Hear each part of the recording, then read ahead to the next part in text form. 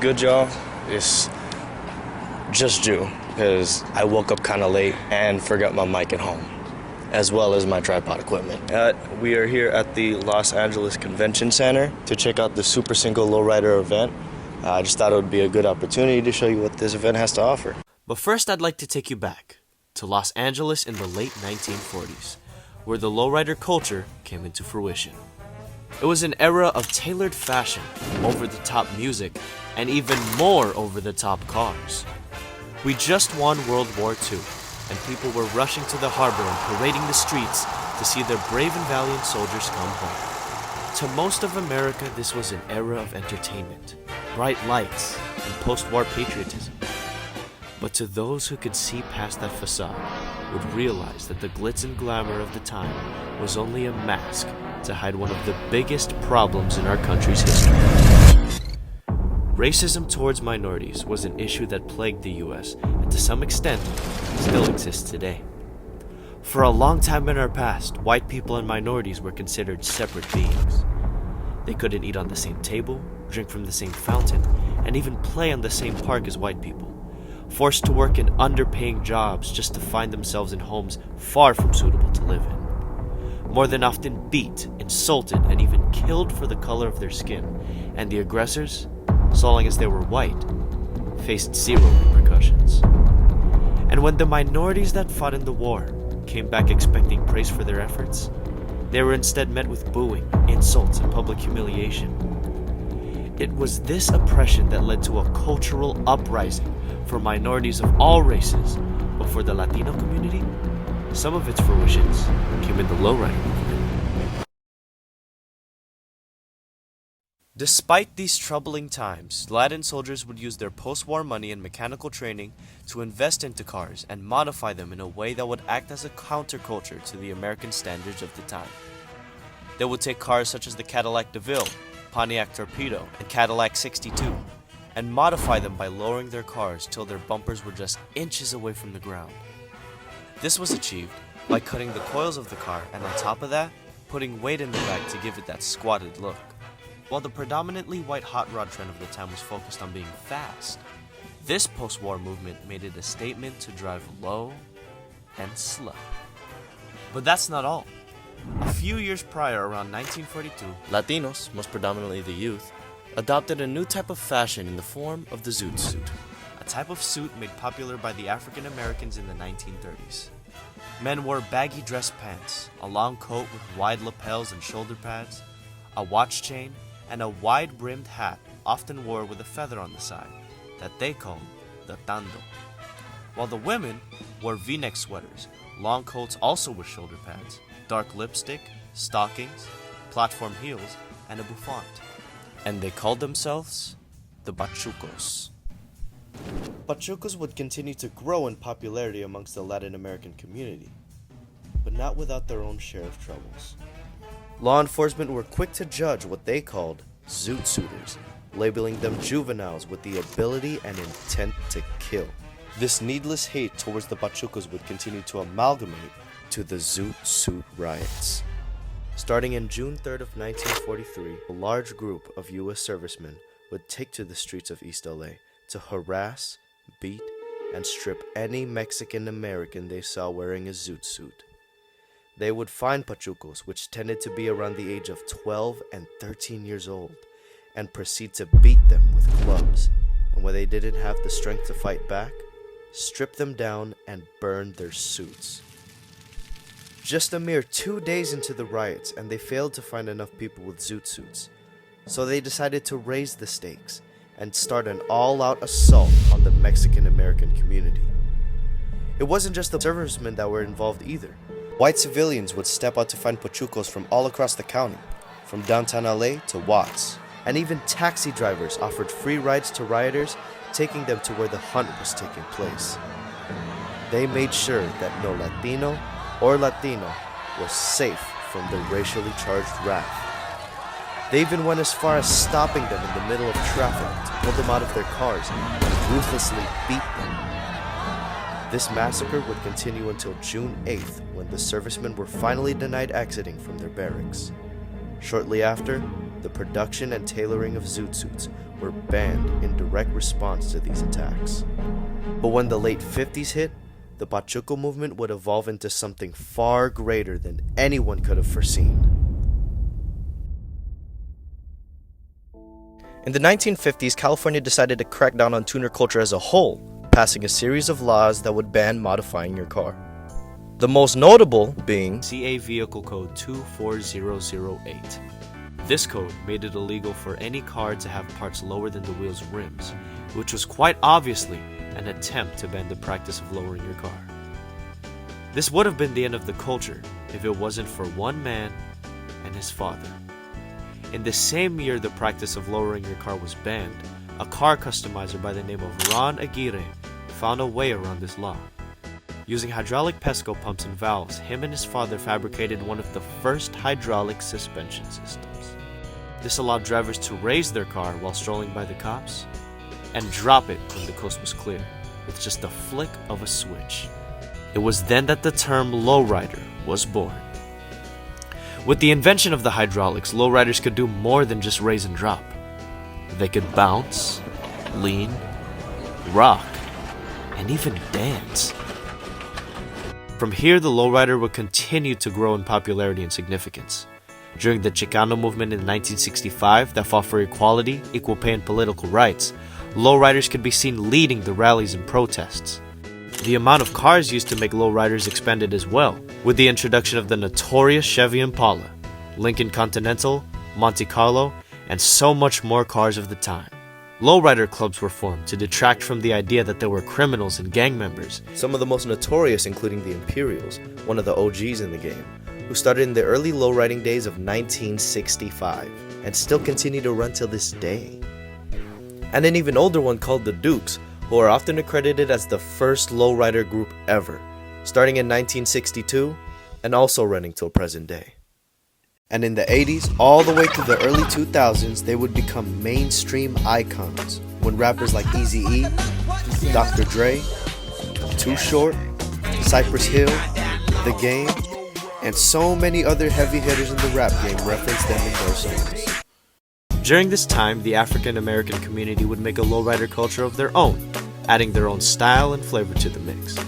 They would add things like fat 24+ inch wheels with spinning rims, also known as doves, and some booming sound systems. They called this unique variation of the lowrider the donk. Gone were the days when the lowrider was just a simple way to cruise while avoiding the cops. It became a worldwide cultural phenomenon. Lowriders aren't limited by race anymore either.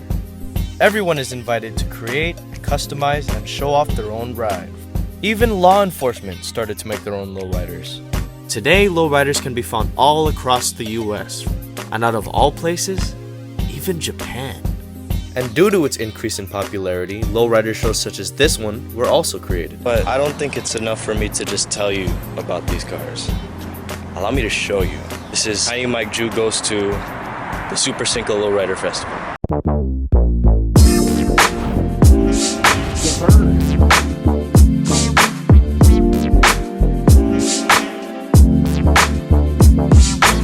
Okay, so this is my first time at a lowrider event, so I didn't know what to expect. But let me tell y'all something. This event was massive. People came from all across the US to be here. Even the heavy hitters like the Imperials and the Dukes, who I talked about earlier. The Techniques, the Impalas, and just so many more.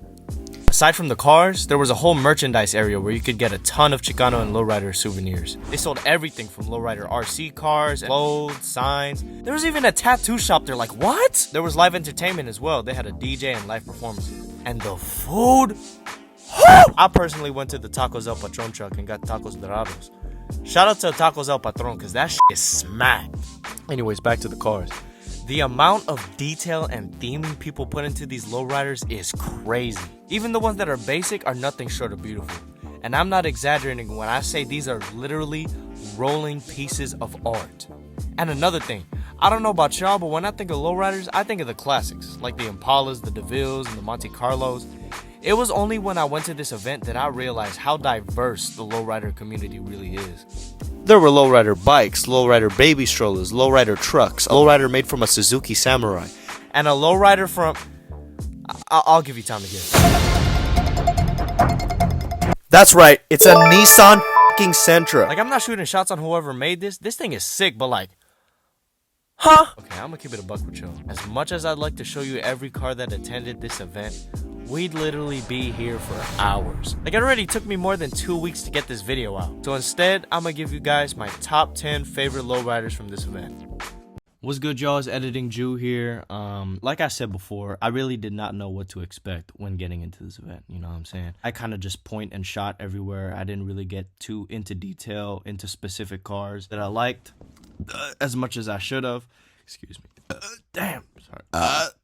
I just came in there blindly with no plan, point and shot wherever I could. That being said, I'm only going to be cutting it down to my top 8 cars. This whole YouTube platform is just another experience for me, you know what I'm saying? I'm always striving to improve and make better content for y'all. But one promise Shut up. Oh, fucking good. And one thing I can promise y'all is that every video that comes out after this one will be better than the next. Now, one thing I will say is that I'm not holding one above the other. This is just my top 8 favorite cars. Okay, let me shut up. Top 8 cars from the event. Let's go.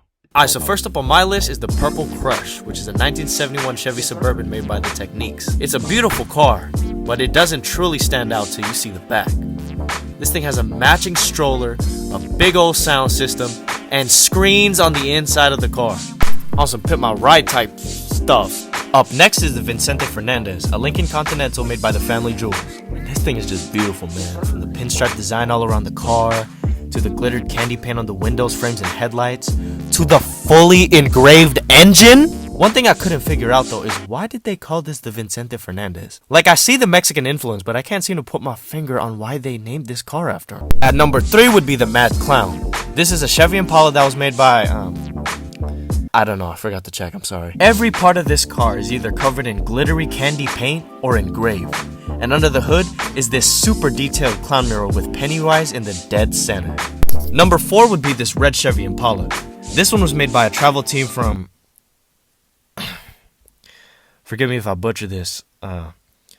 Fresno. This is on the list because it's red. And my favorite color is red. So... that's pretty much it. One thing you should know about me is that I am a big Michael Jackson fan. So when I saw this car, I knew it had to be on the list. So at number 5 is the Star Car, a 1973 Thunderbird made by Daniel Padilla. To commemorate the king of pop himself, Michael Jackson. He decorated this thing with pictures of him. Give it a full plush engine bay and interior. And swivel front seats! At number 6 is Blue Steel, a Chevy Impala tastefully designed by Lux Detail. Sporting this calming sky blue paint, a fully illuminated LED interior, and engraving on every single piece of exposed metal, including the underside. Yeah, that's the one. Now you might be wondering, or not, I don't know. Julius, you got a lot of Impalas in here. What's with that, man? Well, I'll tell you this. This next car on the list is a complete 180 from every car you've seen on it. That's right.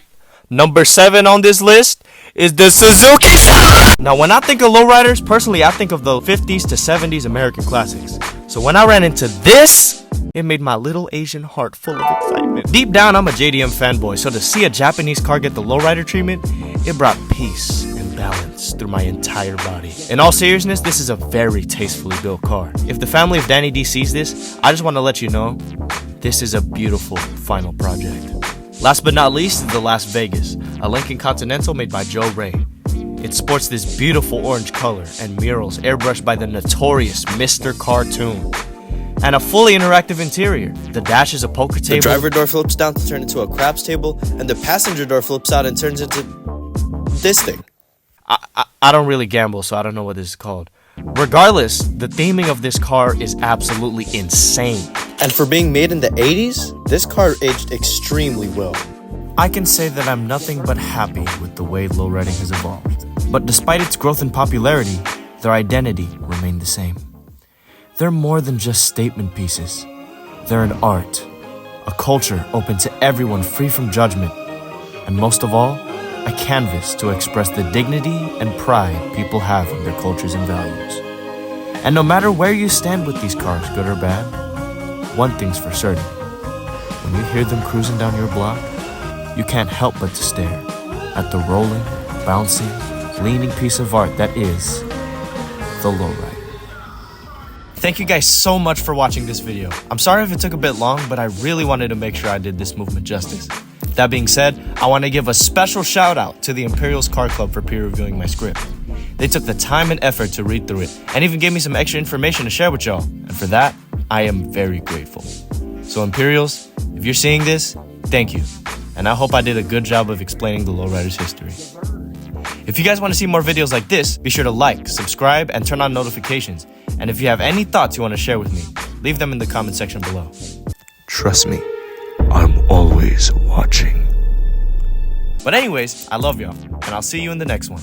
Tiny Mike Jew, out.